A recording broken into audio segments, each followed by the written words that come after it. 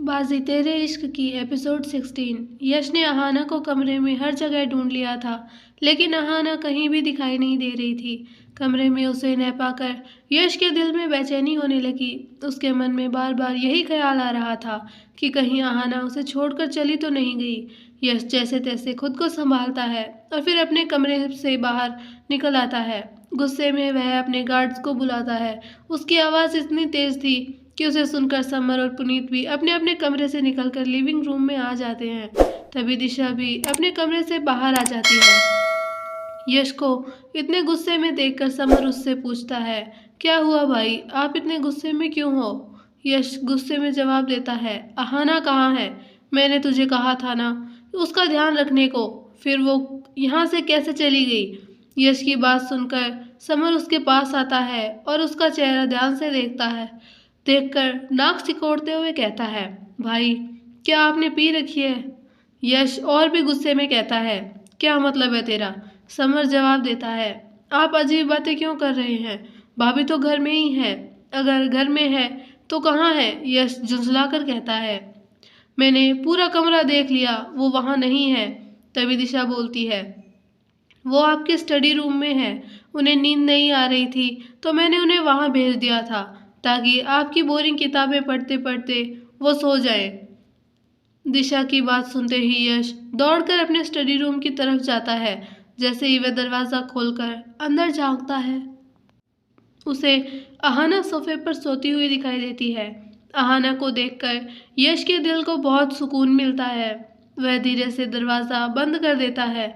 यश वापस living room में आता है। अब उसे अपनी हरकतों पर शर्म आ रही थी।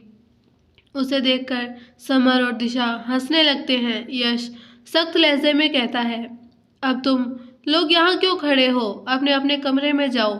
यश की बात सुनकर सब अपने अपने कमरे में चले जाते हैं।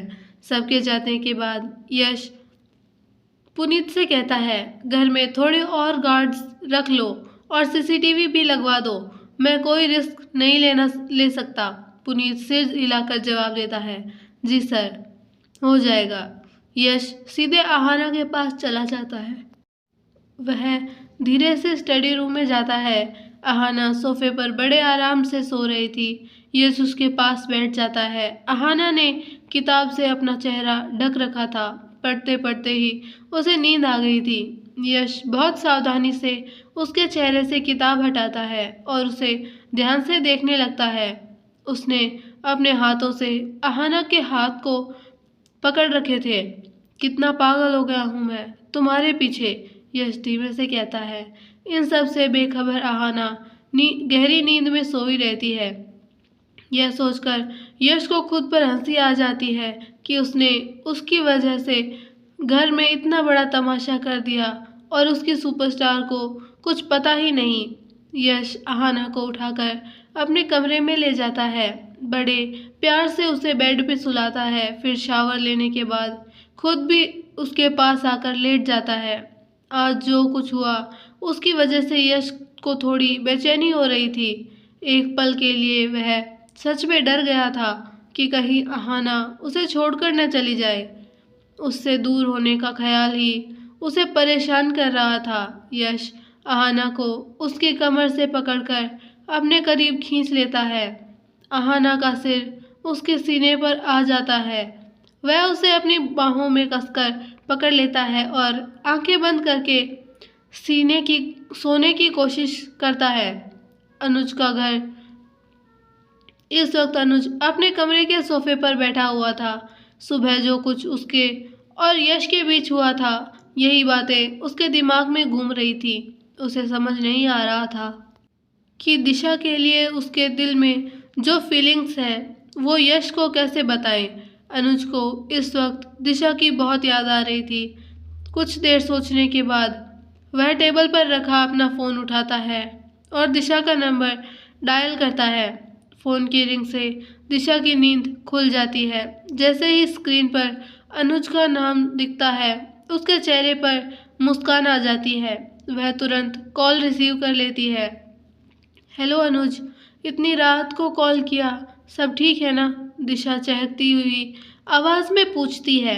दिशा की बात सुनकर अनुज अपनी कलाई पर घड़ी देखता है। रात के 12 बज रहे थे।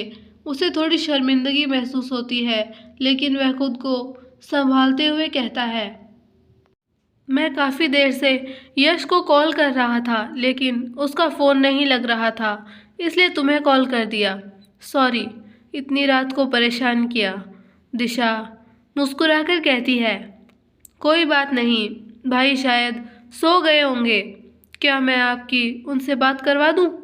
नहीं, इसकी कोई ज़रूरत नहीं है, अनुज कहता है। मैंने बस ऐसे ही कॉल कर दिया था। वो ठीक है ना?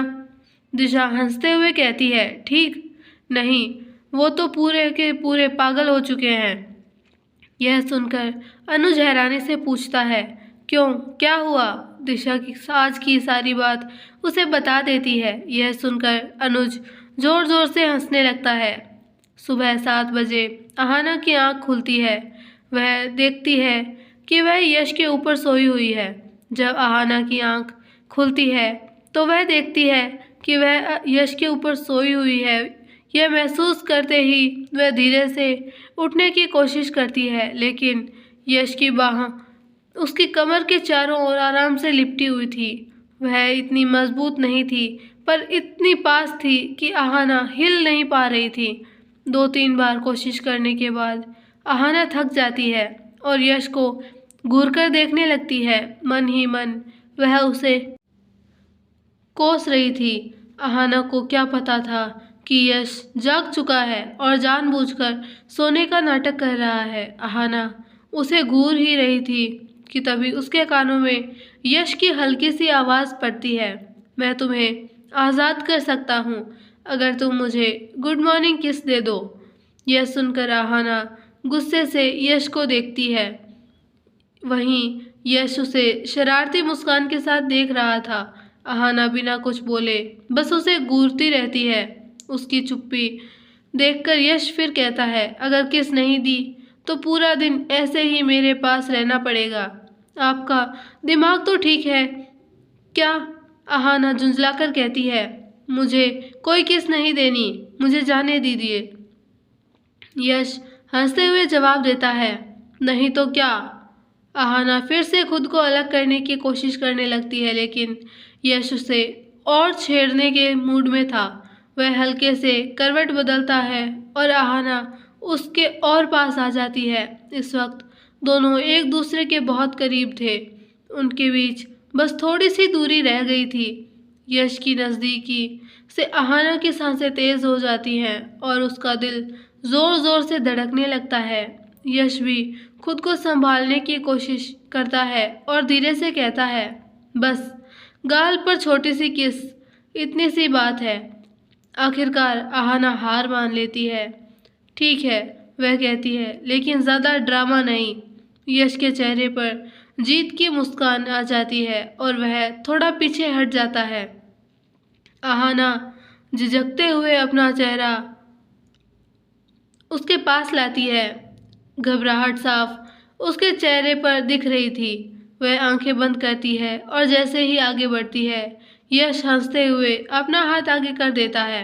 अहाना तुरंत आंखें खोल लेती है और उसे सवालिया नज़रों से देखती है। यश हंसते हुए कहता है, अरे मैंने गाल पर कहा था, तुम तो आगे निकल गई लिटिल स्टार। यह सुनकर अहाना को बहुत गुस्सा आता है।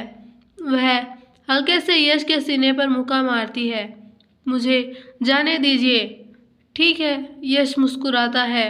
अहाना जल्दी से यश के गाल पर 1 सेकेंड की हल्की सी किस देती है और तुरंत पीछे हट जाती है। हो गया, अब छोड़िए। यश मुस्कुराते हुए उसे जाने देता है। अहाना जल्दी जल्दी उठकर बाथरूम की तरफ भाग जाती है। उसे यूं भागते देख यश जोर जोर से हंसने लगता है। सुबह के 8 बज चुके थे। दिशा लिविंग रूम में बैठी हुई थी। तभी पुनीत रेडी होकर नीचे आता है। पुनीत पूछता है, दिशा मैम। यश सर अभी तक नीचे नहीं आए। आज तक उन्हें इतना टाइम नहीं लगा। दिशा मुस्कुराकर कहती है, पुनीत भाई, मैंने आपको कितनी बार कहा है मुझे मैम मत कहा करो, मैं आपकी छोटी बहन हूँ। पुनीत हंसते हुए कहता है, ओके मेरी माँ, लेकिन यश सर है कहाँ? अब उनकी शादी हो गई है, पीछे से समर बोलता है। तुम्हारी तरह सिंगल नहीं है। वे बात कर ही रहे थे कि तभी घर की डोरबेल बजती है। केयरटेकर दरवाज़ा खोलती है। बाहर अनुज खड़ा था। इस वक्त लिविंग रूम में सिर्फ दिशा ही थी। केयरटेकर अनुज को अंदर लेकर आती है। दिशा सोफे पर अपने फ़ोन में बिजी थी। जैसे ही वह अनुज को देखती है उसके चेहरे पर मुस्कान आ जाती है। केयरटेकर कहती है, दिशा, अनुज सर आए हैं। दिशा मुस्कुराकर कहती है, आइए अनुज, बैठिए। तभी उसकी नज़र अनुज के साथ रखे सूटकेस पर पड़ती है। वह हैरानी से पूछती है, ये सूटकेस, क्या आप यहाँ शिफ्ट होने वाले हैं? अगर आपको हमारी स्टोरी पसंद आई हो तो वीडियो को लाइक, शेयर एंड चैनल को सब्सक्राइब करना ना भूलें और बेल आइकन नोटिफिकेशन को ऑल पर सिलेक्ट कर दें ताकि हमारे सारे वीडियोस की नोटिफिकेशन आपको मिलती रहे। धन्यवाद।